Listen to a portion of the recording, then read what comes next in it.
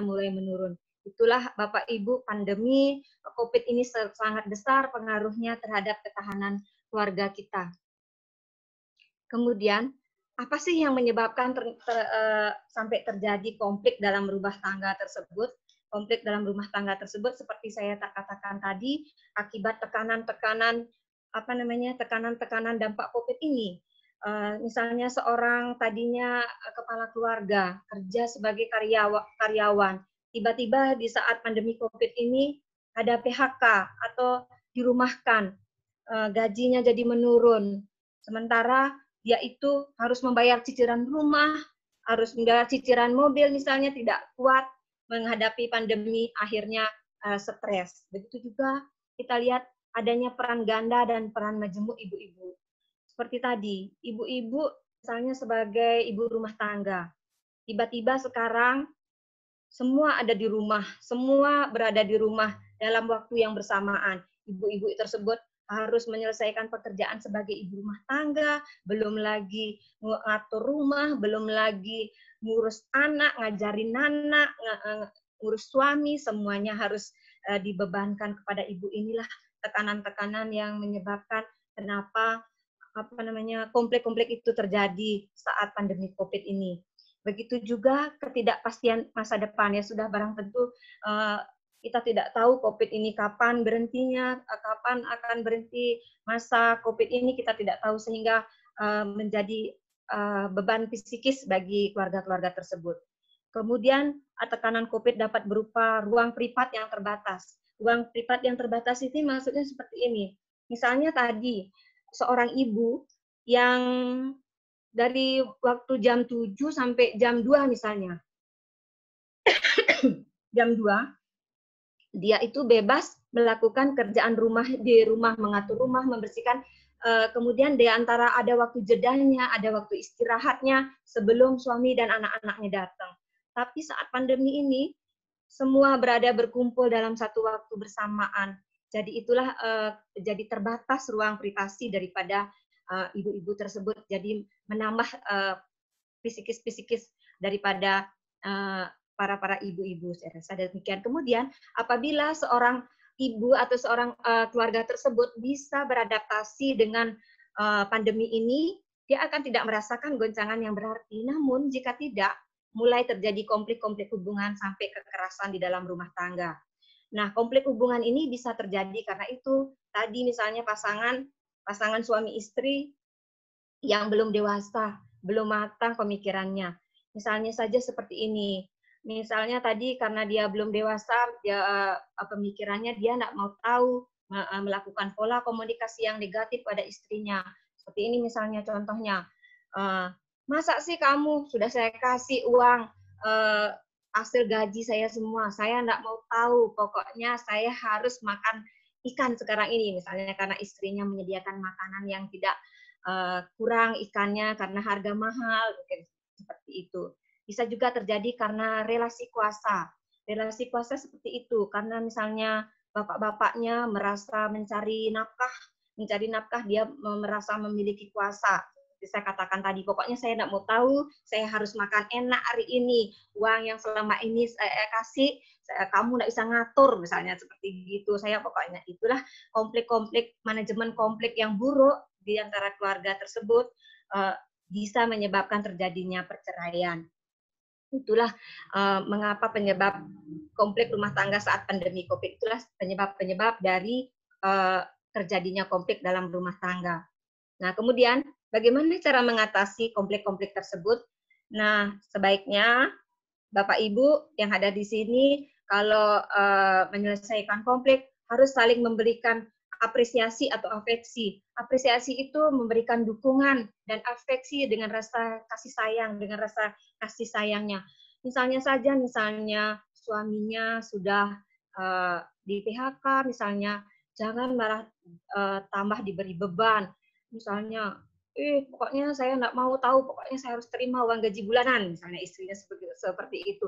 Jangan seperti itu, misalnya suaminya sudah nggak bekerja, dia stres, mari kita beri dukungan. Seperti misalnya kita ajak suami kita berbincang-bincang, kita beri solusi apa yang harus dilakukan. Seperti misalnya kita beri masukan, Pak, sekarang ini kayaknya orang lagi gemar nanam, semua lagi gemar menanam di rumah aja. Ayo kita buat taman misalnya gitu. Ayo kita berbisnis tanaman misalnya gitu. Jangan malah tambah diberi tekanan-tekanan di saat COVID ini. Itulah memberi apresiasi, begitu juga harus komunikasi yang positif. Komunikasi yang positif ini adalah komunikasi yang kita memberi pujian, jangan selalu menyalahkan, jangan selalu mengkritik, menyalahkan pasangan. Begitu juga kita bisa mengatasi pandemi ini dengan cara menikmati waktu bersama dengan kegiatan yang menyenangkan. Misalnya tadi anaknya pada bosen di rumah karena harus belajar dari rumah, ibu-ibunya punya ide. Ayo kita masak yuk, bagaimana sih makanan sehat, bagaimana memasak makanan yang untuk meningkatkan imun, atau kita ayo bagaimana kita jual kuliner yang bisa meningkatkan imun, yang bergizi, yang ada nilai gizinya, kita bisa coba. Kita harus inovatif, kita harus kreatif menciptakan sesuatu agar bisa semua anggota keluarga tersebut terlibat dan menyenangkan dalam kegiatan. Dan kita juga cara mengatasi itu harus bisa saling menghormati dan menjaga kasih sayang, begitu juga menjaga kepercayaan pasangan.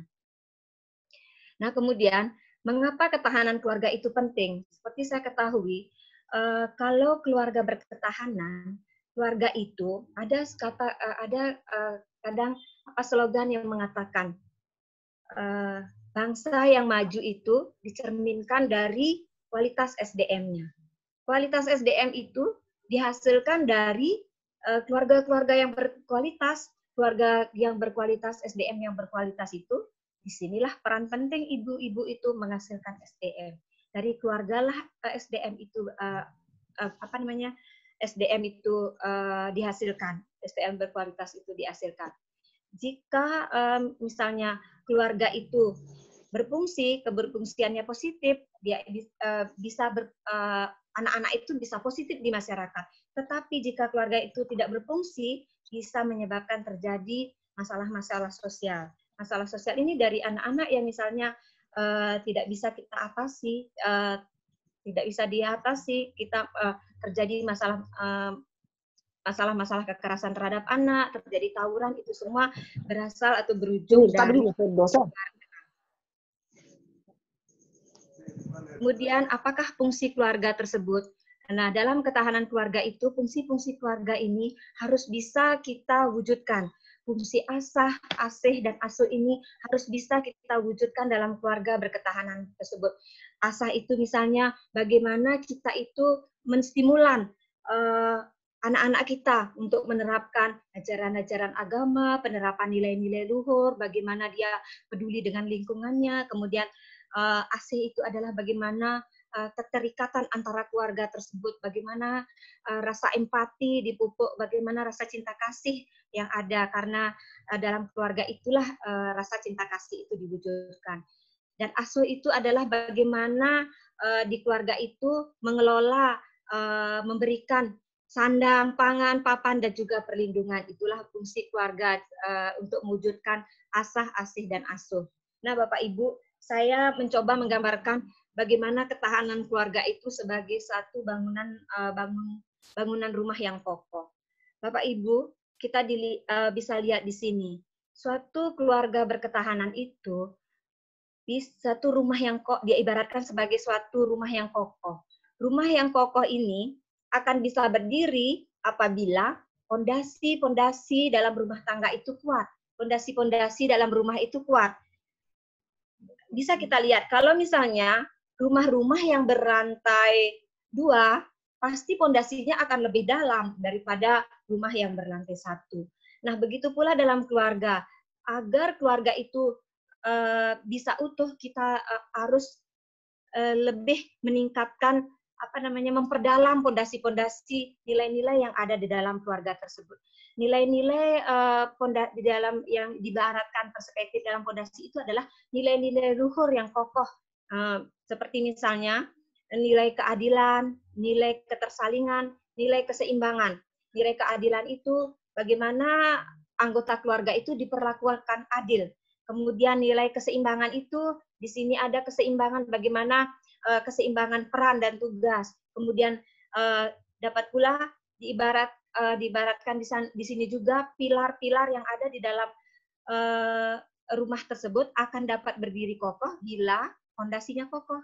Pilar-pilar dalam rumah tangga itu bisa diibaratkan sebagai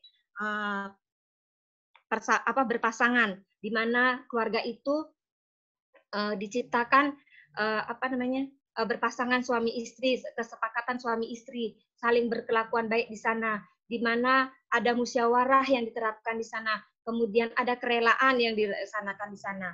Kemudian atap daripada rumah itu diinterpretasikan sebagai segala sesuatu kebaikan dalam rumah tangga itu tercermin dari kokohnya atap bangunan tersebut.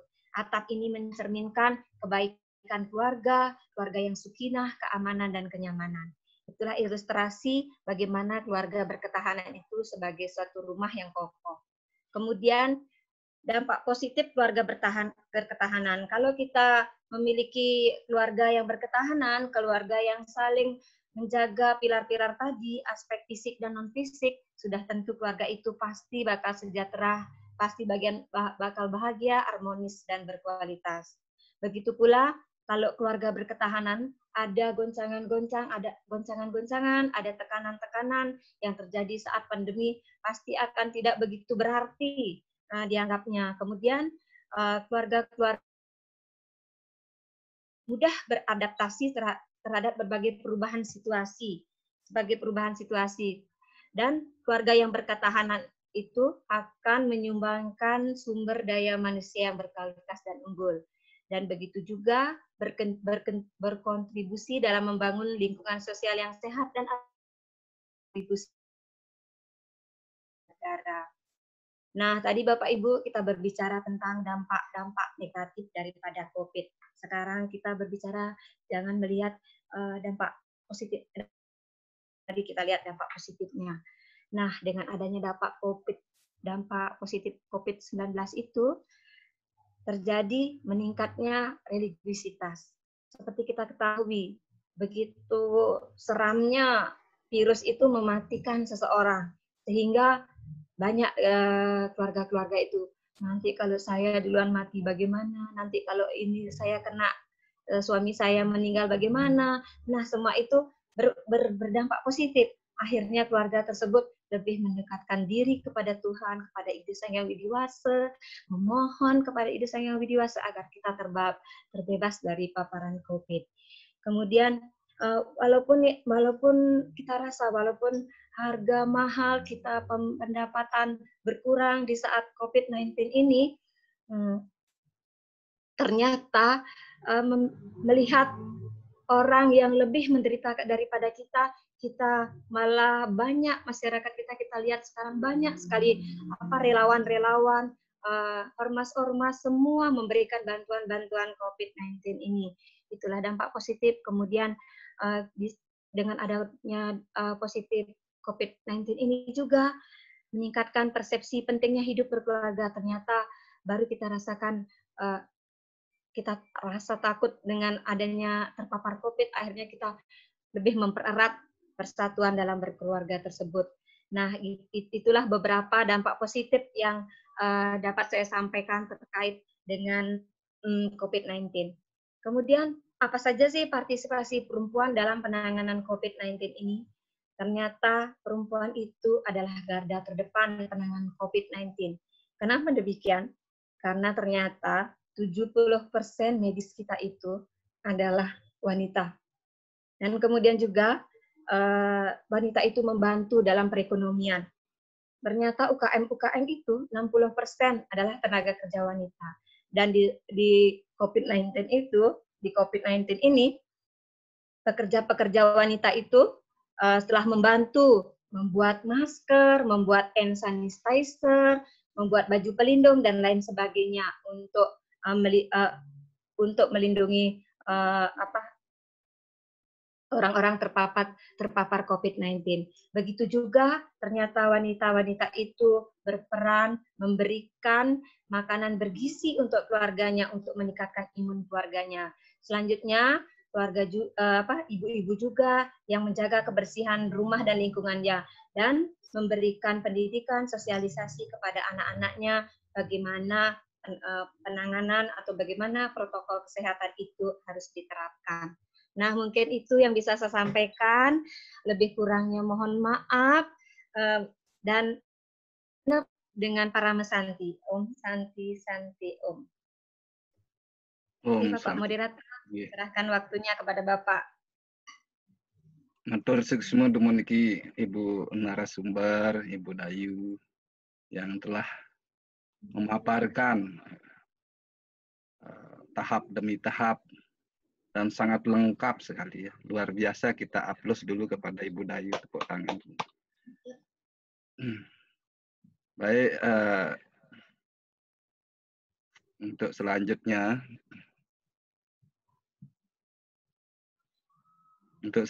yaitu session tanya jawab atau diskusi. Sebelumnya saya sedikit akan mengilustrasikan bagaimana sebenarnya peranan wanita itu ya di dalam konsep wayangan Mahabharata. Ibu Kunti pada saat menyelamatkan keluarganya yang berada di tengah hutan kan begitu, dengan memberikan penguatan bagaimana beliau memberikan pedoman-pedoman kepada putra-putranya untuk bersatu bersama-sama dalam sepenanggungan. Di tengah hutan, bayangkan itu sama dengan kita dalam kondisi pandemi ini. Kita ibaratkan ada korelasinya bagaimana Ibu Kunti menjaga putra-putranya. Sampai pada saat memperoleh kemenangan di dalam sayembara, beliau memberikan petuah yang sangat luar biasa dan sulit mungkin kita akan laksanakan di zaman sekarang ya. Bagaimana waktu sayembara dimenangkan, Dewi Dupadi, bagaimana caranya membagi dan sebagainya. Ini sulit sekali. Ini juga sebuah kekuatan atau motivasi ya, bukan berarti harus seperti itu, tapi motivasi bagaimana kekuatan itu dibagi kepada putra-putranya dan suaminya juga mungkin kalau memang ada pada saat itu, tapi karena beliaunya adalah single parent, jadi ibu menjadi seorang bapak pada saat di tengah hutan. Demikian cerita ilustrasi tentang Mahabharata yang ada korelasi dengan penjelasan daripada Ibu Dayu tadi dari awal. Saya lihat luar biasa. Nah, ini kita pada session tanya jawab sekarang, sudah masuk ke session tanya jawab. Ada pertanyaan ini masuk di chat. Pertanyaan dari Ibu Putu Diani. Beliau langsung ingin bertanya kepada Ibu Dayu. Nanti mungkin bisa juga disumbangsih dari Pak Prof juga, mungkin ada bagian tambahan tentang bagaimana trik dan strategi seorang ibu bisa menyeimbangkan antara hak dan kewajiban sebagai seorang ibu dalam menangani ketahanan pangan pada saat pandemi, karena beliau mengingat peranan ibu ganda dalam sebuah keluarga itu sangat berat.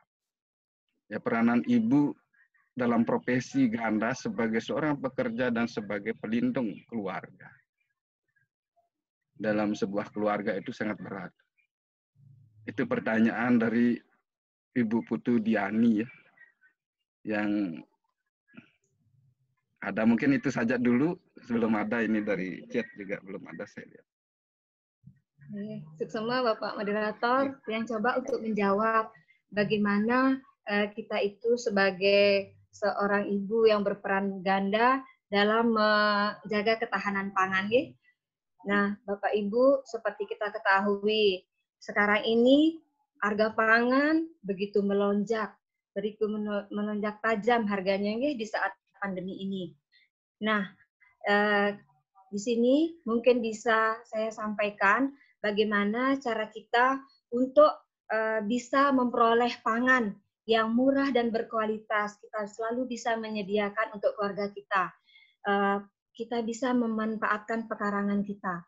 Ada program-program yang terkenal dengan namanya kawasan rumah pangan lestari. Nah, kita bisa tanamkan pekarangan-pekarangan kita itu dengan tanaman-tanaman semusim yang mudah kita panen. Misal tanaman-tanaman itu gampang sekali tumbuhnya. Misalnya kita tanamkan sawi, tanam bayam, tanam tomat, tanam terong di pekarangan. Kemudian kita manfaatkan pekarangan kita itu bisa juga dengan memelihara ternak. Kita combine antara peternakan yang memiliki pekarangan luas, bisa memelihara ternak, misalnya pelihara yang nanti telurnya bisa kita berikan kepada keluarga kita untuk sayur-sayurnya tinggal kita metik di halaman pekarangan kita. Seperti misalnya kata Kus-Plus ya, kata Kus-Plus ada nyanyiannya. Kita ini tongkat kayu bisa jadi tanaman. Lempar-lempar aja dah, habis makan cabai, makan tomat itu di pekarangan tumbuh, saya rasa, gitu. Tapi kalau misalnya untuk membeli yang lebih seni, biar tanaman itu lebih indah kita lihat, lebih hijau kita pagi-pagi senang ngelihatnya, kita tanamin pekarangan dengan memanfaatkan sekarang kita atur tanaman-tanaman tersebut. Bisa juga. Nah, sekarang ini kan tapi namanya beras mahal misalnya, kita bisa tanam singkong di pekarangan kita. Singkong itu tancap, ituin aja tumbuh sudah dia, nggak perlu uang lagi untuk mengganti karbohidrat. Bisa dengan nanti namanya tanaman umbi-umbian tersebut, umbinya bisa. Dan yang saya rekomendasikan ya Bapak Ibu untuk keluarga semua, tanaman yang bagus ditanam itu adalah tanaman kelor. Kelor itu nutrisinya bagus banget, lebih tinggi, lebih banyak, kemudian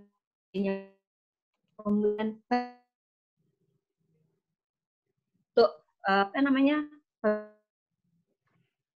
anak-anak kita, harganya lagi apa namanya tidak perlu 6 kelor batangnya tancap apa namanya stek tuh tancap tumbuh deh, saya yakin ya. Yang penting kita pelihara. Mungkin itu trik-trik kita bagaimana agar kita tidak keluar uang untuk pangan pos dapur kita yang selalu meningkat ini, apalagi udah anak-anak itu semua di rumah, bapaknya di rumah, kerjaannya makan melulu. Semuanya lapar melulu bawaannya nih, dan kita harus menyiapkan makanan yang sehat. Gunakan pekarangannya, manfaatkan pekarangannya, tanam pangan-pangan lokal itu, saya rasa bisa mengatasi meningkatkan imun kita semua, membebaskan kita dari terpapar COVID. Bapak Ibu, mungkin itu penjelasan saya, Bapak Moderator. Mungkin ada masukan dari Pak Profesor atau ibu-ibu yang lain. Ya. Baik, kebetulan di sini hadir Ibu Ketua WHDI Kota Mataram, Ibu Dewi. Mungkin Ibu Dewi bisa juga memberikan Bagan ini ikut serta juga dalam urun pendapat ya. Ibu Dewi, selamat malam, Rahajang Uni niki. Aduh, nggak nyaut. Baik, kita ke Pak Profesor Ketut Subagiastis, Pak Subagiastis, kami permintaan. Yes. Bersama Pak Prof. Swastiastu, cuma yang sarang niki nimbrung Pak Putu. Durus. Matur suksema ring Pak Putu, sugi harte, sugi nike artinya rich, kaya arte niki arte berana padulian. Niki Putu niki nawantah janten sampun akeh padoya residron spirit kan Indonesia, makin spirit. Kalau secara material di tiang dan turun Pak Putu yang tahu sendiri, tapi secara spirit luar biasa. Kenapa di tiang bilang Sugiharto spiritnya becik puniki titiang diberikan kehormatan. Titiang juga sebagai saudara, partner, kanti, semeton, nyame, dan tadi tiang menyame, walaupun Kalimantan, Lombok itu kan menyame, Kalimantan, Bali juga menyame kan itu Pak Putu ya. Nah, terima kasih Bu Bayu. Titiang piragi niki becik bisa niki titiang senang mendengarkan paparannya lengkap, tenang, santai, dan bisa apa itu kelembutan dan juga sistematis kronologis. Ayo bagi titiang senang mendengarkan. Setuju dengan paparan Budayu, kesempatan istri oleh suami untuk maju sukses berhasil. Titiang setuju. Titiang berikan sedikit masukan terkait dengan filosofi yang disebut dengan Theo-Humanity ya. Theo-Humanity ini adalah pendekatan teologi dan juga humanity yaitu kemanusiaan. Secara teologi bahwa antara wanita dan pria, suami dan istri, laki dan perempuan, beta, beti, putra, putri, semuanya itu adalah selalu bergandengan tangan. Tidak akan pernah mandiri. Jadi ada wanita, ada pria, ada suami, ada istri, ada suami, ada pemuda, ada pemudi. Pasti saling support. Itu yang prinsip yang setuju dengan Budayu, satu akan yang luar biasa kepada para istri. Karena pendekatan teologinya Brahma Widya itu ada yang disebut dengan Arda Nariswari. Arda Nariswari ini adalah manusia yang purna itu, manusia purna. Jadi manusia yang sempurna itu mesti ada yang disebut dengan setengah laki dan setengah perempuan. Arda itu kan setengah, Nara manusia, Iswari sama dengan tadi Budayu bilang permaiswari, entah ratu, entah mungkin juga bahasa internasionalnya girl and boy kan itu ya. Selalu terjadi kombinasi, combine, perpaduan, dan di dalam filsafat Hindu itu tidak bisa dilepaskan. Makanya dalam teologi Hindu, terutama di dalam Brahma Widya, ada yang disebut dengan Arda Nariswari. Jika Budayu tadi menyebutkan satu filosofi yang luar biasa secara ketuhanan, ada dewa, ada dewi, dewa Brahma, Dewi Saraswati, kemudian dewa Wisnu, Dewi Laksmi, kan itu ya, dewa Siwa, Dewi Parwati, kan begitu dan seterusnya. Jadi ada Batara, ada Batari, kemudian ada Pitara, ada Pitari. Kalau di dalam konteks Arda Nariswari itu selalu dia tunggal, dua yang satu. Tidak mungkin satu yang dua, tapi dua yang satu. Laki perempuan menyatu dia menjadi manusia sempurna. Purnaya Manawa gitu. Purnaya Manawa. Yang di dalam filosofi Arda Nariswari itu selalu bergandengan dan menyatu. Yang disebut dengan manusia utuh, Purna Manawa itu adalah laki perempuan itu, perempuan laki itu.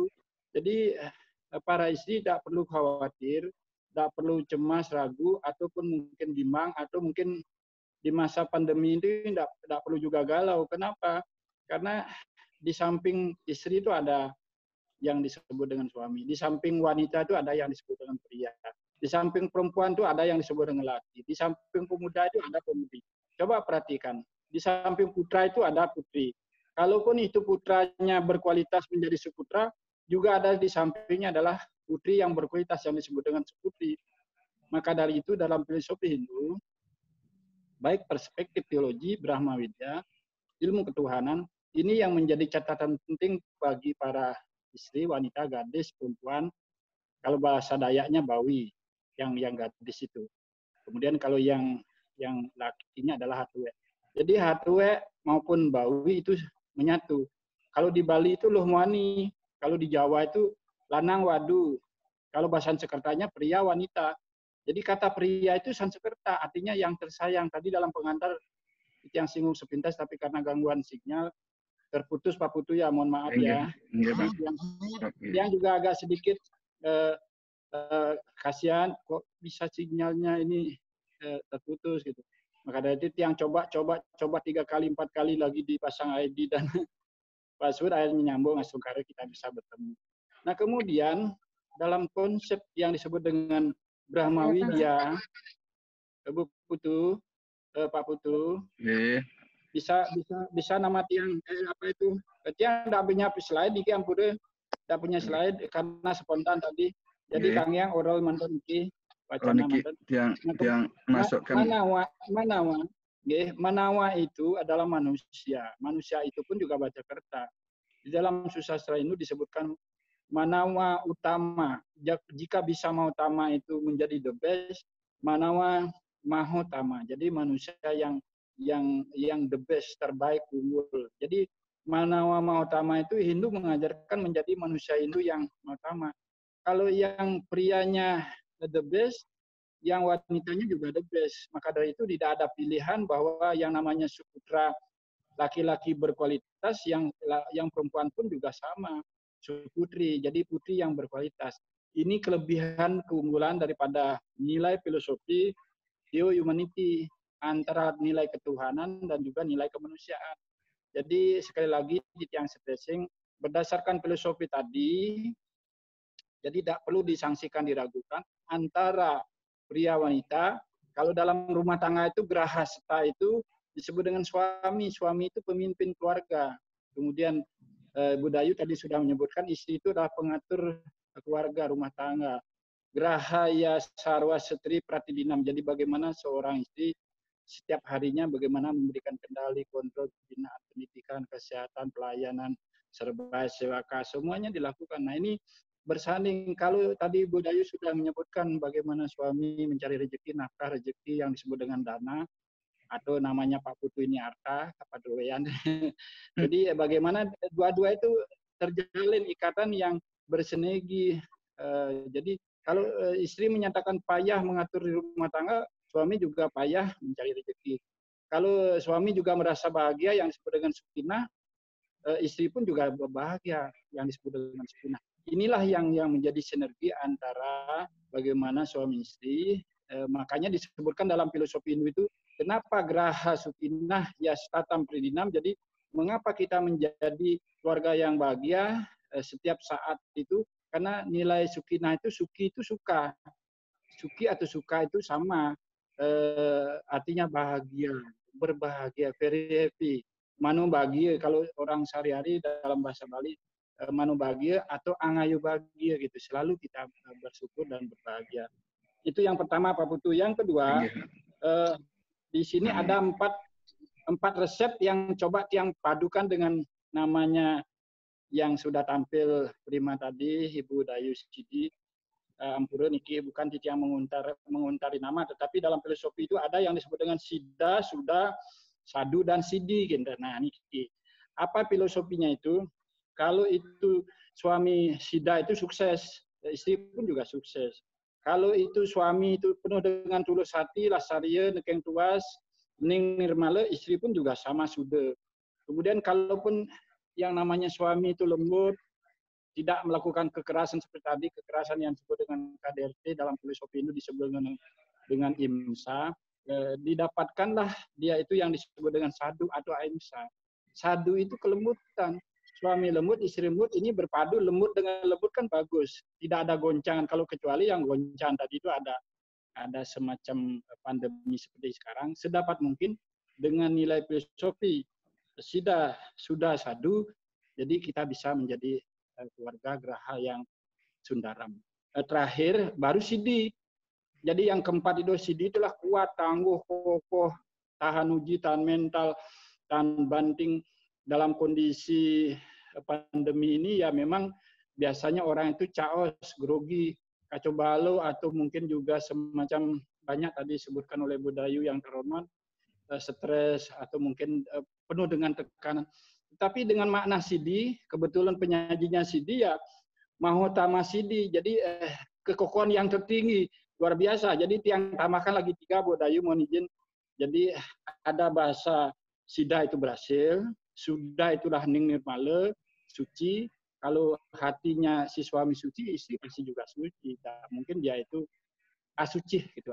Asuci itu istilahnya ya barangkali nilai negatif thinking gitu ya, berpikiran kotor yang bikin kurang bagus itu. Tetapi selalu dia sudah. Nah, terakhir itu Sidi itu kebetulan sudah penyajinya Sidi, ya mungkin yang nambahkan hanya 3. Terakhir Pak Putu, supaya nggak panjang ya. 3 mana setri. Ya, 3 mana setri di sini. Apa mana setri dalam konteks filosofi Hindu? Yang juga selalu kaitkan darsana, kemudian apa itu ya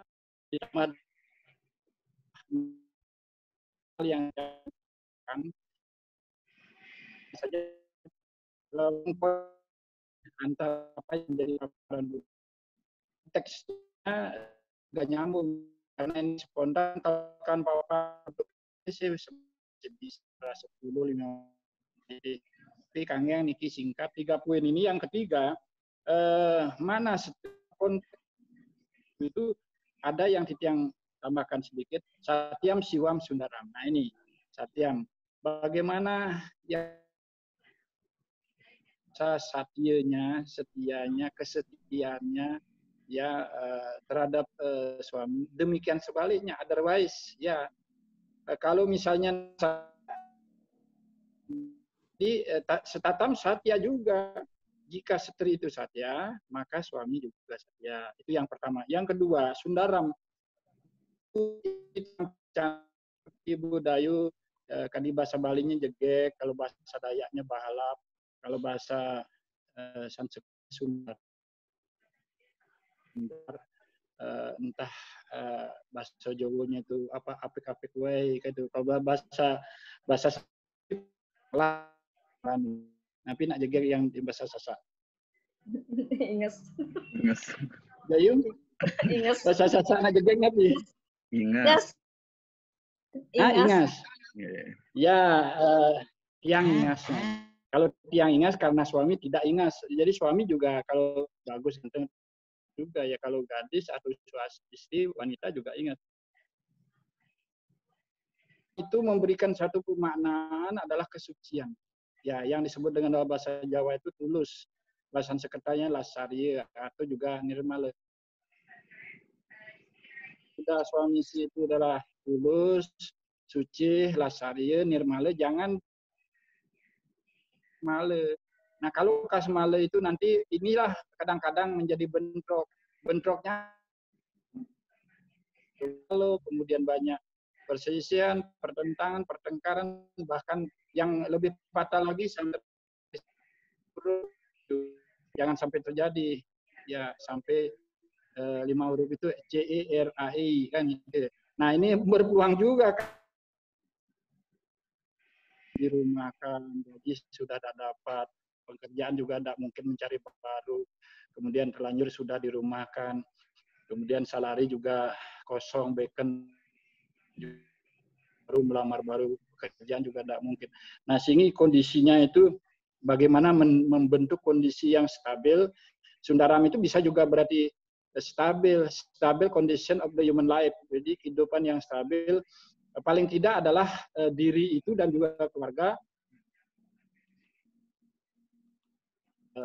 country. Jadi stabilnya negara ini kan gitu. Sebenarnya panjang itu terjadi, mulai dari stabil diri yang disebut itu. Jika istri itu memang mungkin wajar dia itu anggaplah berhias, bermake up, datang ke salon, menata diri merestri, wajar suami pasti mensupport. Bila perlu kalau diantar ya diantar, kalaupun bisa. Tapi kalau suami itu mungkin sebulan sekali itu potong rambut, mencukur supaya kelihatan tamat-tamat segenjeng gitu ya. Tadi itu juga wajar.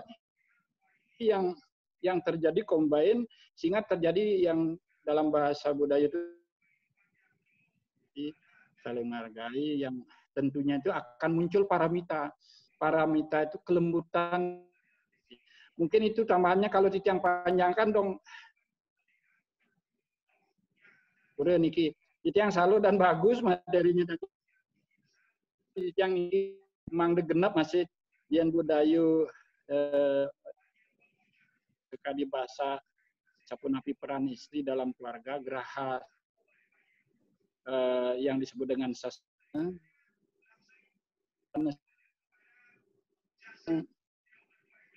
pastikan bahwa pasti akan betul. Sepanjang juga ada salah ini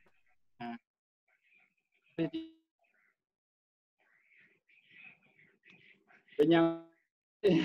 Jadi sepertinya tiang malu juga nanti kalau terpanjang dari borong kan sebagai hasil kan tidak enak. Di tiang niki wantah ingin kanti penyaman mantan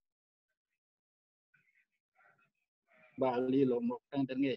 Inggih Pak Putu amun nike menawi karena wali yang tiang cukup anto Pramasanti Om Santi Santi Santi. Matur suksema Pak Prof. Ampura Budayu, ampura pisan Budayu niki. Masukannya. Matur suksema niki Pak Prof. Iketut Subagiaste nggih, Rektor Institut Agama Hindu Negeri Tampung Penyang di Palangkaraya. Nah, Pak Putu manajer gede, Pak Putu manajer tiang kebetulan ada acara aja bos, sepisan di tiang lungsur pamit bukan berarti matur semua Pak atas ini pemberian. Pak layanane Pak Suyadnya sire male pengingsir sami niki pamit siapa lagi di tiang orang banyak sekali untuk berikan santai. Terus. Matur suksma niki Pak Prof telah memberikan banyak sekali wejangan untuk ya akan datang mungkin beliau kita undang menjadi narasumber di webinar Balai Banjar Lombok kan begitu.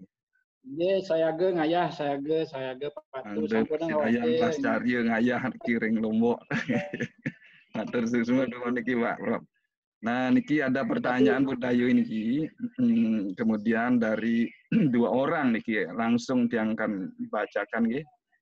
Pertama dari Pak Komang Supartiade bertanya, bagaimana tanggapan atas minimnya persentase dan kontribusi perempuan dalam mengambil keputusan dan strategi penanganan pandemi COVID-19 katanya. Minim katanya. Padahal kalau menurut saya di belakang layar itu peran perempuan yang mengambil keputusan, bahkan pahlawan banyak yang dari kaum perempuan ya, pahlawan COVID. Tapi tidak apa-apa, boleh dibantah, dijawab dengan Bu Dayu.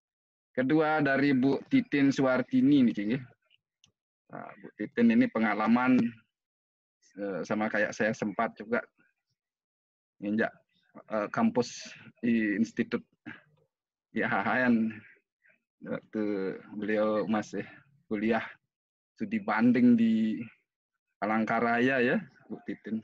Ini bertanya,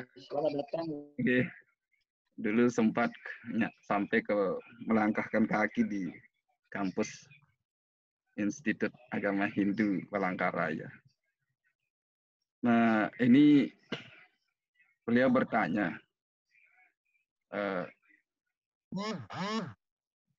sebagai disampaikan malam ini, namun tetap saja sebagai perempuan keturunan Bali, terkadang melihat di masyarakat yang konsep gendernya kurang.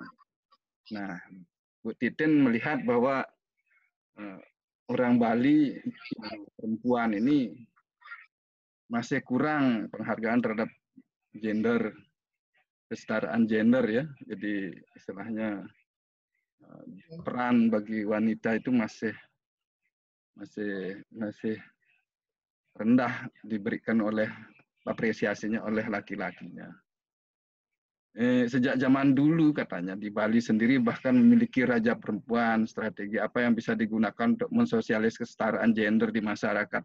Karena dulu pernah kita punya raja perempuan. Gitu.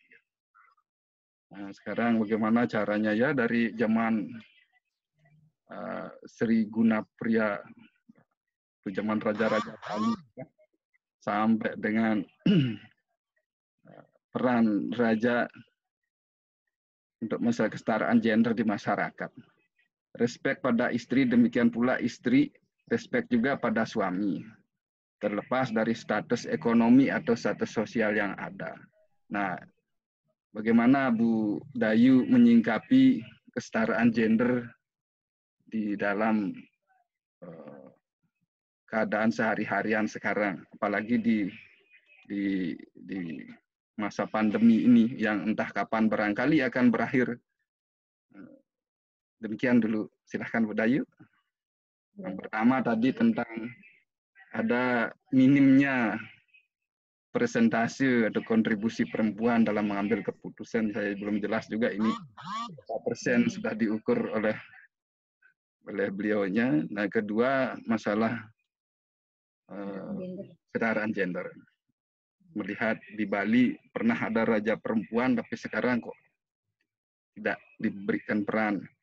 Demikian. Terima kasih matur suksma. Silahkan Bu Dayu untuk menjawab pertanyaan. Bu yang coba untuk menjawab, ya rasanya hampir mirip dan Bu Titin ya, hampir kenapa perempuan itu minim dalam mengambil keputusan, dan juga bagaimana kesetaraan gender. Kalau kita berbicara tentang kesetaraan gender, setara, kalau kita lihat kata setara itu belum berarti, belum tentu A sama dengan B kan. Kalau menurut yang setara itu bisa mirip-mirip, bisa iya, bisa tidak kan. Ekuivalen. Jadi begitu pula dengan kita sebagai sebagai pria dan wanita. Di dalam tadi ajaran Weda kita juga dikatakan bahwa suami ini artinya pelindung, penanggung jawab. Kemudian istri itu pengatur. Ada juga saya pernah baca, kalau perempuan itu tercipta dari Swayambhu Manu itu, kalau yang laki-lakinya, tadi kayak kata Pak Prof jelaskan tadi, ada Ardhanariswari, yang setengah perempuan, setengah laki-laki, itu membelah dirinya. Kalau laki-laki itu tercipta dari bagian kanan, yang kirinya adalah perempuan tersebut.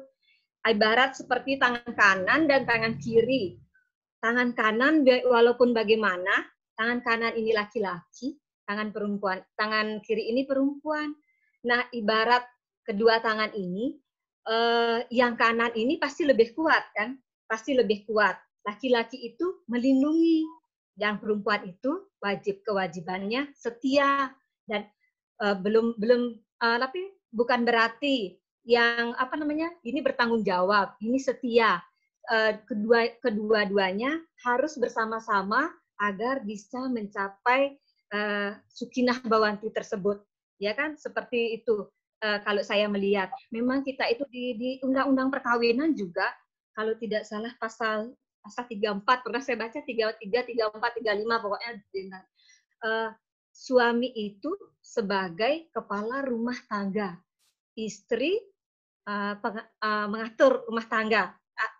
Rasanya pernah saya baca seperti itu. Ini undang-undang, itu filosofi yang kita hasilkan juga. Undang-undang itu pasti berasal dari pemikiran-pemikiran budaya-budaya kita tuh yang arif bijaksana, tidak mungkin dicetuskan dengan begitu saja. Kita tidak bisa pungkiri lagi bahwa memang secara fisik, secara itu tuh memang laki-laki itu lebih kuat daripada wanita. Walaupun lebih kuat daripada wanita, bukan berarti saya membela seorang laki-laki itu memang harus jadi kepala rumah tangga, tapi memang untuk menjadi kepala rumah tangga dan juga untuk mengambil suatu keputusan itu, setidaknya untuk mencapai hal yang sempurna, Ardhanariswari seperti Pak Prof jelaskan tadi, harus bersamaan, harus bersatu, harus sama-sama, yang kiri dan yang kanan ini, tangan ini harus mengerjakan sesuatu itu harus bersamaan untuk mendapatkan hasil yang sempurna. Tidak mungkin yang kanan saja untuk bisa mendapatkan kesempurnaan, tidak mungkin yang kiri saja.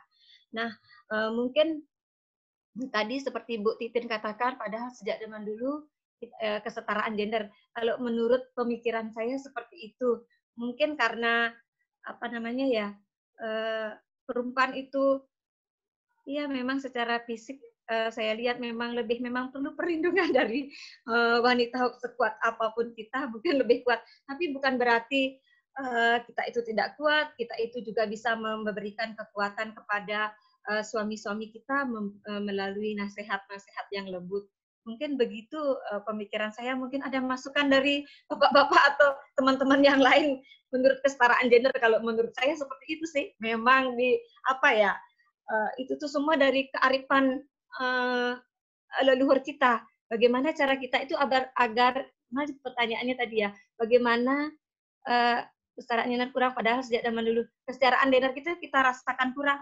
Sebaiknya ya itu tadi, kita sama-sama berperan, suami istri ini harus senada, harus sama-sama untuk mencapai kesetaraan. Tapi memang kita dikodratkan sebagai wanita itu memang untuk sebagai tangan kirinya ini, gitu maksud saya. Mungkin itu yang bisa saya sampaikan, mungkin masukan dari bapak-bapak dan ibu-ibu lainnya. Semua. Niki yang satu belum diberikan penjelasan tentang bagaimana tanggapan atas minimnya persentase dan kontribusi perempuan dalam mengambil keputusan. Saya tidak setuju kalau perempuan itu dikatakan berkontribusi sedikit dalam COVID-19. Tadi kan sudah saya jelaskan kalau perempuan ini ternyata sebagai garda terdepan dalam penanganan COVID.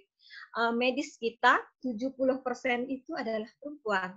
70% bidan, perawat, dokter itu banyakan perempuan ternyata. Kemudian perempuan berkontribusi dalam menyiapkan makanan yang sehat bergizi untuk meningkatkan imun. Perempuan berkontribusi untuk menjaga kesehatan, lingkungan yang bersih. Kontribusi perempuan itu sangat besar sekali. Saya tidak setuju kalau siapa namanya Niki ya, Supartiade. Kurang setuju saya kalau perempuan itu kontribusi perempuan sedikit sekali.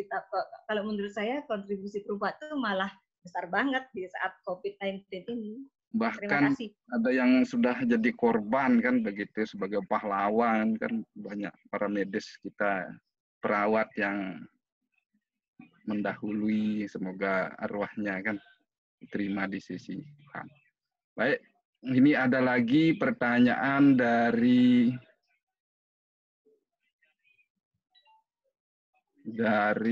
Pak Wayan Gunaparte. Pak Wayan Gunaparte, saya bacakan aja ya. Kita harus optimis tentang peranan wanita atau istri orang Bali Hindu dalam berkontribusi dalam masyarakat dan keluarga. Cuma ada sebagian laki-laki tidak menghargai perempuan atau ibu yang luar biasa itu. Mari kita hargai perempuan agar selamat sekali dan sekali. Ini jawaban dukungan rupanya. Jawaban dukungan. Nah, ini lagi dari Pak Ketut Sengke, Pendesa Lampernya ini, Komisaris Bank Wirenadi, hadir juga memberikan dukungan bahwa kita harus hargai istri kita agar kita selamat.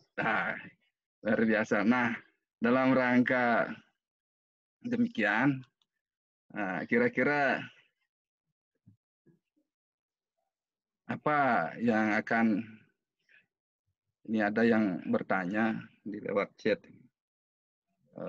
bagaimana cara perempuan dalam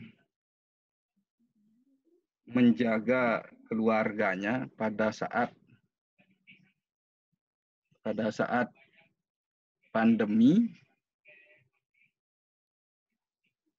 dengan keterbatasan yang ada. Bagaimana menurut Ibu ini? Ada pertanyaan dari chat ini. WA. Siapa namanya? Bagaimana menjaga ketahanan keluarga seorang perempuan dalam kondisi keterbatasan di saat pandemi, demikian katanya. Mohon nama saya dirahasiakan. Silakan Bu, langsung aja deh. Yes, semua Pak Moderator, Pak Putu. Mungkin bisa saya jelaskan bagaimana apa namanya strategi-strategi kita sebagai seorang perempuan, walaupun kita apa namanya kurang keberadaan kita kurang misalnya seperti itu.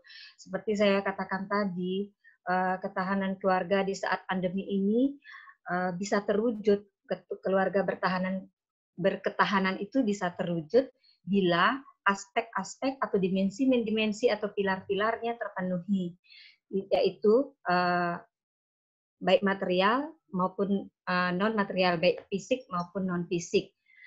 Kita jangan merasa kalau kita kurang, tapi kita harus melihat potensi-potensi yang ada. Kita petakan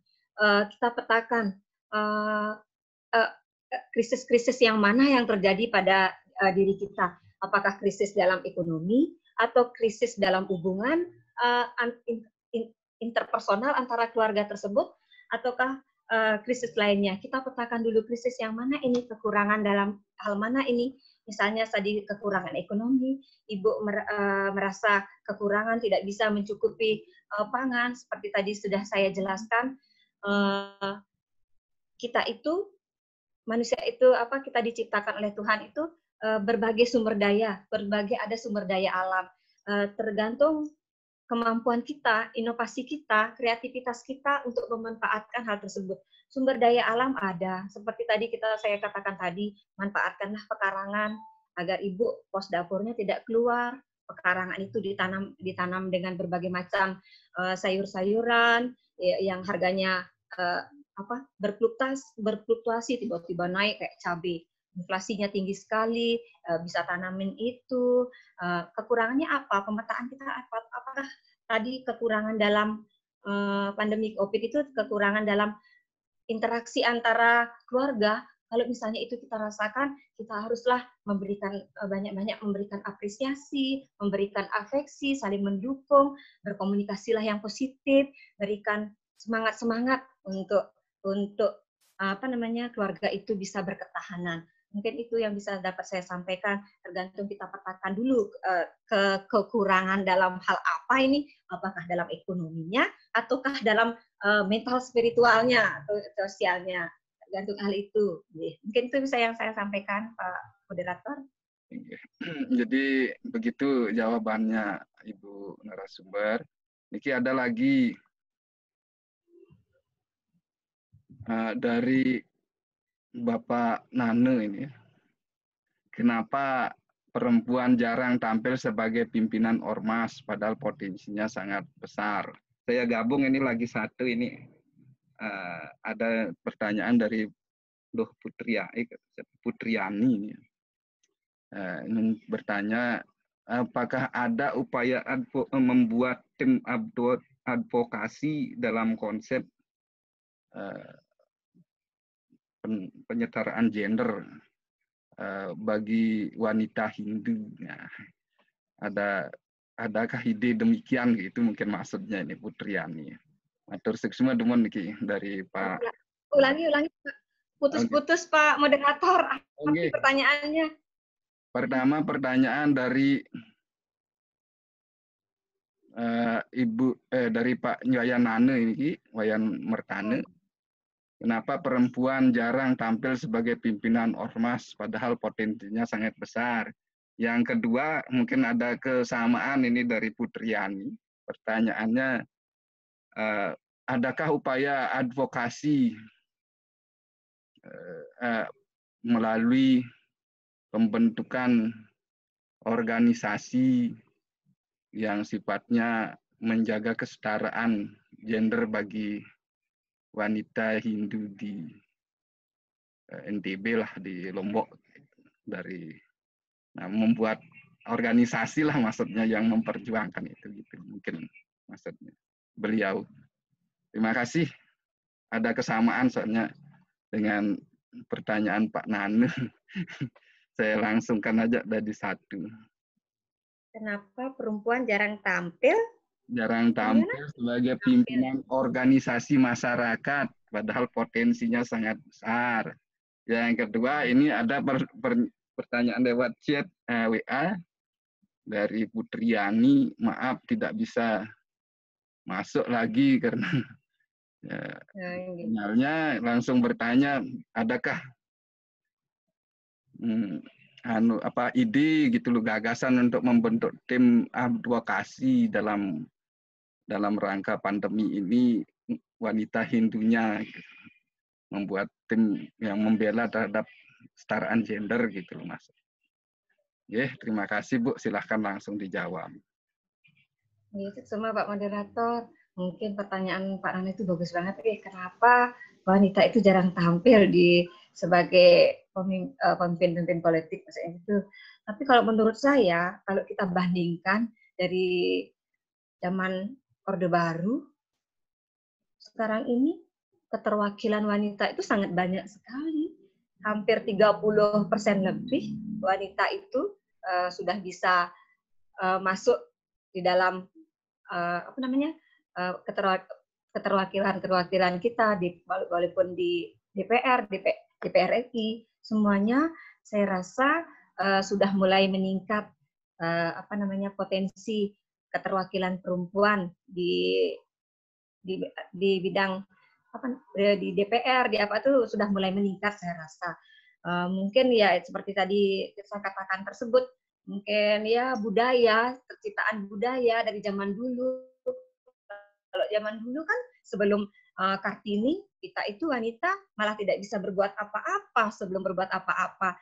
Ini mungkin karena budaya kita budaya yang menciptakan demikian, kita sedikit demi sedikit sudah mulai bisa beranjak menjadi perwakilan-perwakilan wanita di DPR RI, menyuarakan suara-suara wanita. Mungkin saya rasa itu untuk pertanyaan Pak Nana. Kemudian untuk pertanyaan tadi, apa yang lupa saya? Ide gagasan dari WHDI untuk membuat semacam Balai Banjar tim advokasi lah wanita yang mengalami penyiksaan istilahnya PHK dan sebagainya yang tidak sesuai dengan di WHDI, terserahlah di gagasan itu dari mana wanitanya yang membuat. Bagus sekali masukan ini, mungkin bisa nanti masukan ini adakah advokasi, tapi kalau menurut saya misalnya terjadi kekerasan yang kita lihat komunikasi tersebut ke dinas DP3AKB, Dinas Pemberdayaan Perempuan dan Perlindungan Anak. Nah, konsultasi bagaimana kita bisa berkonsultasi terhadap kekerasan di dalam rumah tangga yang kita alami. Ada di sana TP2 apa istilahnya di dinas pengadu tim terpadu perlindungan ibu dan anak itu ada di sana. HDI mungkin nanti saya masukkan yang bagus, mungkin nanti kita sampaikan kepada ibu-ibu di WHDI advokasi untuk kesetaraan gender. Mungkin demikian Pak Moderator. Matur suksma. Jadi begitu ya. Ini ada lagi pertanyaan. Mohon kepada Ibu narasumber bisa materinya di-share di grup WHDI suksma Ibu narasumber. Jangankan di grup WHDI, mungkin di sini juga di-share juga Bu ya. Bagi peserta juga bagi-bagi. Juga akhir dari kegiatan ini, webinar ini sudah lumayan ini sampai 2 jaman kita masih mekrame. Nah, mungkin ada ini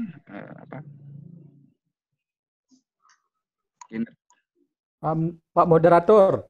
Saya serahkan kepada Ibu Om Swastiastu. Mungkin nanti Pak Nana. Om Swastiastu mungkin yang tambahan karena untuk tadi dengan pemaparan dari Bu Dayu nih bagus sekali tentang bagaimana memberdayakan demi ketahanan dari keluarga. Nah, mungkin nanti di post saja nanti untuk berikutnya kita coba menggali potensi-potensi yang ada pada perempuan Nike untuk memberikan sumbangsih daripada kita pemikiran-pemikiran daripada pengalamannya sehingga keluarga itu keluarga yang itu keluar tahan terhadap goncangan-goncangan tersebut pandemi di masa pandemi COVID-19 ini. Mungkin Bu Dayi, siapa namanya? Bu Dewi Ketua BHDI Mataram. ya. Mohon Bu Dewi bisa memberikan beberapa Ya, sepatah kata untuk men-share pengalaman, pengetahuannya di webinar ini. Bu Dewi, silakan Bu Dewi, mungkin Bu Dewi.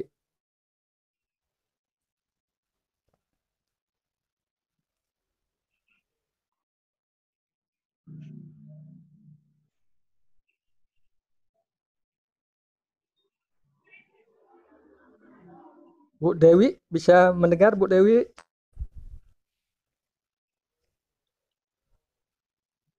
Waduh, Bu Dewi, moderator nih, tidak Bu Dewi-nya mungkin tidak di tempat nih, ditinggal saja anunya nih. Lagi ketua mungkin nggih. Pak moderator, silakan Pak moderator. Ya, mungkin ada urun rembuk lagi dari beberapa rekan-rekan yang ada, Pak Wayan, Pak Ketut Sengke, Pak Putu Winarto yang hadir di sini. Boleh langsung. Swastiastu, Pak Moderator. Silahkan. Kita acara bebas sekarang ya. Bertanya, mungkin memberikan nasihat dan sebagainya.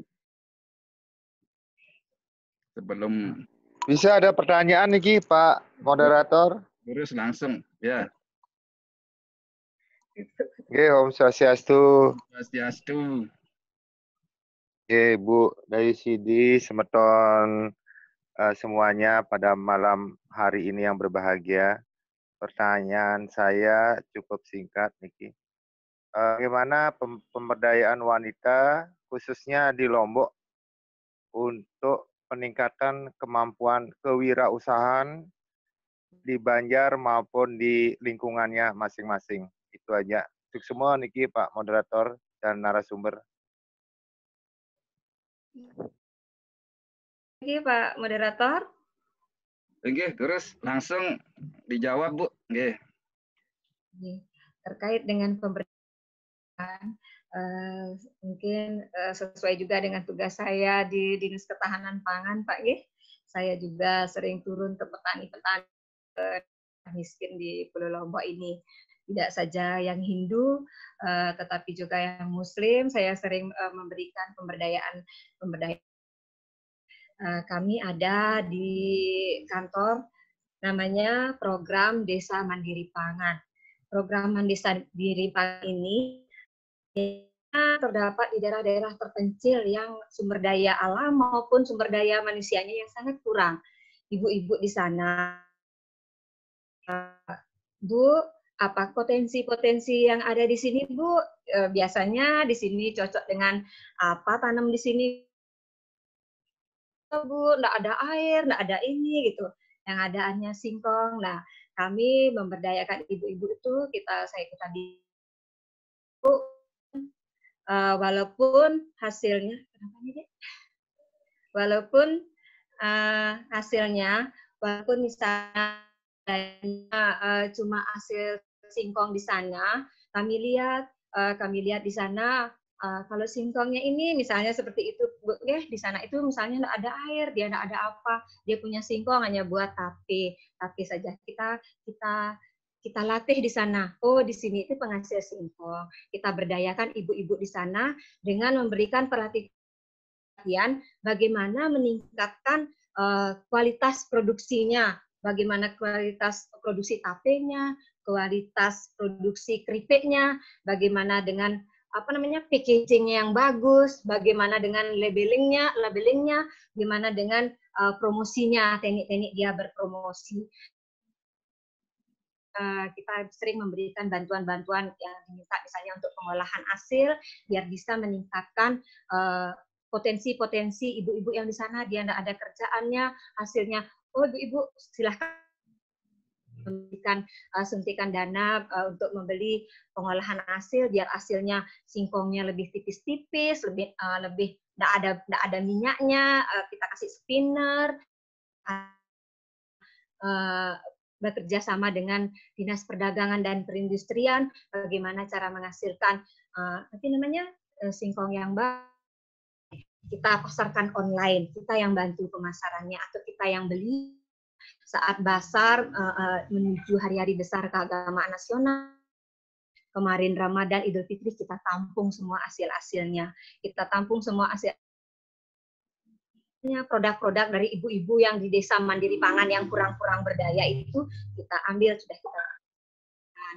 Kemudian di sini juga di sini juga tidak lepas juga menurut kita saat ini di saat terjadi pandemi COVID besar sekali perhatiannya terhadap UKM yang di sini. JPS Gemilang itu akan produk-produk lokal. Kita misalnya ingin memberikan bantuan kan beras, minyak, kadang kayak gitu, minyaknya itu harus minyak lokal, harus minyak dari olahan IKM-IKM. Jadi ibu-ibu di sana itu diberdayakan mengolah minyak jelengan ya namanya, minyak asli di sini itu dibeli, kemudian kita salurkan kembali, kita bagikan kembali. Kemudian juga kemasan-kemasannya itu harus ramah lingkungan, zero waste, bagaimana buat ketak-ketak itu, tapi namanya ulatan-ulatan ketak-ketak buat tasnya kita beli, kita pakai untuk bantuan JPS Gemilang itu, kemudian kita kembalikan lagi, salurkan ke masyarakat. Mungkin bisa begitu caranya memberdayakan ibu-ibu yang juga seperti tadi tak lelah-lelahnya saya mengingatkan bahwa ibu-ibu memberdayakan ibu-ibu itu bisa dengan memanfaatkan pekarangannya, gunakanlah pekarangannya, kita ambil potensi-potensi yang ada dari sana. Kan, selada, sawi pokca itu bisa kita kemas dengan yang bagus, pakai pemupukannya tidak pakai pestisida, kita pakai dari habis cucian beras itu kita siram di kultur, di tanaman-tanam itu nilai sayur-sayuran itu lebih organik dan harganya lebih mahal. Mungkin bisa itu yang dilakukan untuk memberdayakan para wanita. Mungkin itu Pak moderator yang bisa saya sampaikan terkait pemberdayaan perempuan. Ya. Oke, matur suksma Bu atas penyampaian. Jadi penyampaian dari Ibu yang sudah luar biasa ini Bu ya, ngayah nggih. Sudah 2 jam ini. Mungkin itu dari season 2 season ini sudah cukup ya. Pertama dari season langsung bertanya melalui chat, yang kedua langsung pertanyaan langsung ini bisa dibuka. Jadi kesimpulan yang bisa kami ambil dari kegiatan ini, bagaimana peran istri dalam menjaga ketahanan keluarga pada saat pandemi, yaitu pertama kami ambil dari pemaparan Ibu narasumber, yaitu garda terdepan penanganan COVID-19 ini adalah para perempuan, 70% bahkan para medisnya. Kemudian di samping itu juga dari pihak istri di dalam keluarga itu memberikan untuk menciptakan lapangan kerja baru sehingga ketahanan ekonomi menjadi kuat. Yang ketiga, menyediakan makanan bergizi bagi keluarganya sehingga bisa bertahan untuk tetap hidup sehat. Menjaga kebersihan rumah dan lingkungan, bapak-bapak dan anak-anaknya kadang-kadang tidak memperhatikan ini, ibu yang langsung ya pagi sudah menyapu, sampai bersih halaman. Dan terakhir yaitu memberikan sosialisasi langsung pencegahan COVID kepada keluarga, tetangga, dan sebagainya. Ini adalah peran ibu ya. Tidak pernah bapak-bapaknya akan turun terlalu banyak terhadap ini. Baik, terakhir kita mohon kepada Ibu narasumber memberikan kata-kata yang bisa memberikan sumbangan pesan yang baik terhadap Banjar wanita mungkin yang akan dibentuk sebagai untuk kemudian hari sebagai penguatan Banjar di kemudian hari dalam masa COVID ini. Terima kasih. Silakan Ibu untuk memberikan dua patah kata. Semua Pak Moderator. Yeah. Harapan saya di sini Bapak Ibu saling bisa menguatkan untuk suami istri, pasangan suami istri berkomunikasi yang positif, saling mendukung, memberikan apresiasi agar nantinya keluarga berketahanan sehingga dapat menghasilkan generasi lebih unggul daripada kita berbudi luhur, berkualitas dan gemilang. Mungkin itu yang bisa saya sampaikan. Semoga tercapai semua keluarga berbahagia. Atur semua Bu Dayu. Yang kembali kepada host kita Bapak Wayan Mertana di Bali. Terima kasih banyak Bapak host. Silakan kembali ke Bapak host.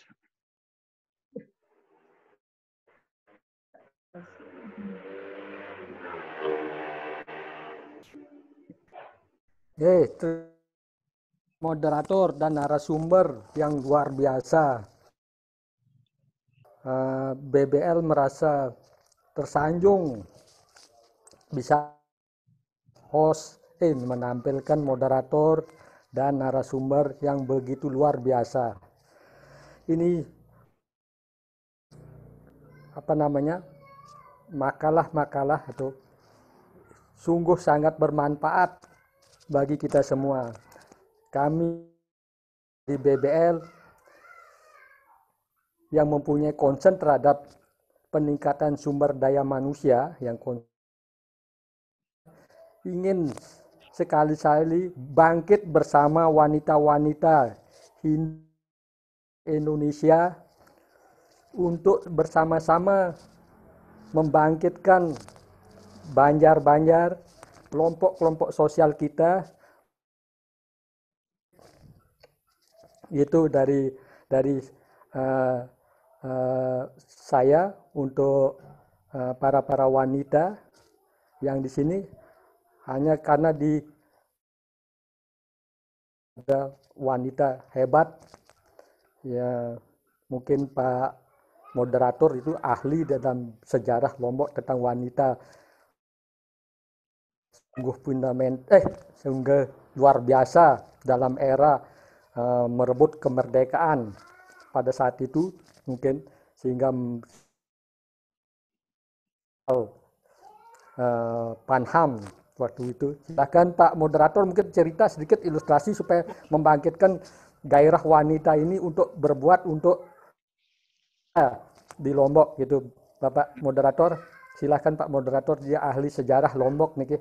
Pak moderatornya semua niki coba tentang dulu ya wanita Lombok yang hebat tersebut. Kita tutup dulu acaranya ini ya. Setelahnya acara ini kita bebas terus ya. Ya. Pak host. Bukan. Bentar Bapak. Oh gitu. Itu sejarah itu dulu. Bangkitkan sebelum kita bubar nih sejarahnya. Ini akan ya. Di Puri waktu itu I Gusti Ayu Prabu namanya, putri daripada anak Agung Gede Ngurah Karangasem. Salah satu putrinya yang ibunya dari Kalijaga itu pernah menjadi motivator bagi wanita di Lombok dalam perang Lombok pada saat itu. Beliau menjadi korban, menjadi pahlawan akibat tertembak Puputan Saksari. Tapi sebelumnya, sebelum beliau meninggal, setelah gugur sebagai pahlawan, beliau sempat menghabisi seorang jenderal di di Pura Dalam Karangjangkong, di mana Pura Dewa disebut di sana. Memang dalam kondisi beliaunya dalam kondisi payah sih, tertembak di Cakra dan dibawa lari oleh Belanda menuju ke Ampenan, tapi singgah dulu di Karangjangkong. Begitu informasi dari buku buku Belanda itu ya, buku Belanda yang ada catatan Belanda tentang Perang Lombok. Dan Gustiayu Prabu pada saat itu melakukan penyerangan ke pertahanan Belanda yang di Pura Dalam Karangjangkong. Di akhir Gustiayu Prabu itu ya? Ya, sebenarnya beliau lah motivator. Ya? Wanen. Sangat wanen. Kamu keris dia? Iya, cucuk keris kecil di kepalanya dengan belidi. Oh, saya kira pengodik. Pengodik ya, dicucuk namanya. Kehebatan beliau ya. Bentar dulu Pak Arjawa. Kita ya, untuk membangkitkan semangat wanita ini untuk berbuat untuk bangsa. Menjadi silahkan lanjutkan dulu Pak Sugih. Sebagai bekal bagi wanita Lombok ya yang perkasa untuk membangun Banjarnya kan. Konsepnya ke sana. Luar biasa itu kita sebagai contoh nilai-nilai patriotisme, nilai-nilai bersamaan kan untuk menjaga negeri ini. Ya, yang musuh kita sekarang bukan manusia tapi ini pandemi COVID-19, entah kapan barangkali akan berakhir, entah mungkin sampai obatnya atau sudah ditemukan, kapan bisa ditemukan. Nah, ini kita belum tahu pasti. Mudah-mudahan bisa kita jaga. Inilah pertahanan yang dilakukan oleh ibu-ibu kita. Mungkin itu cerita yang sedikit sebagai ilustrasi. Pak Hos, silakan Pak Hos untuk menutup. Kalau memang karena udah lelah Bu Dayu dari awal. Terima kasih meluangkan waktu mendengarkan sharing daripada Ibu, materi yang Bu Dayu yang mengungkapkan peran istri dalam ketahanan keluarga. Sungguh luar biasa peran